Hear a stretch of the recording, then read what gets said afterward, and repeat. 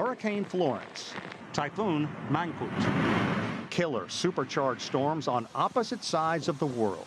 Violent weather that many, including the UN Secretary General, believe is fueled by climate change. I have asked you here to sound the alarm. Climate change is the defining issue of our time. L'accord de Paris pour le climat est accepté. The UN is committed to the historic 2015 Paris Climate Agreement, a worldwide effort to limit the rise in global temperatures. Massive wildfires this past summer from Greece to California. Flames fanned in part by record temperatures killed scores and caused billions of dollars in damage.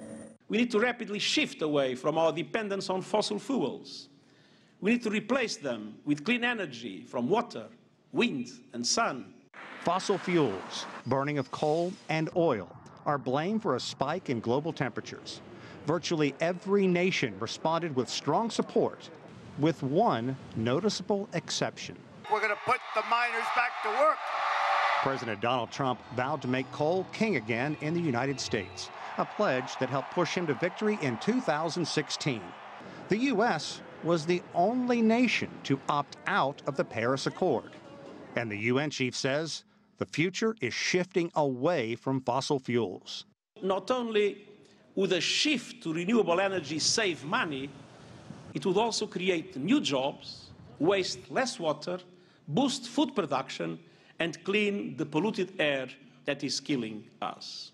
The UN says its studies indicate a bold switch to clean energy could spur tens of trillions of dollars in economic benefits through 2030, creating 65 million new jobs and 700,000 fewer deaths due to air pollution. But the sobering news is runaway climate change is a real threat, and the Paris Climate Accord could fail. Under the Paris Agreement, wealthy nations were supposed to contribute $100 billion to a fund to help poorer countries grow without the rampant use of fossil fuels. But the reality is the measure remains grossly underfunded, with a lot of countries simply not keeping their word.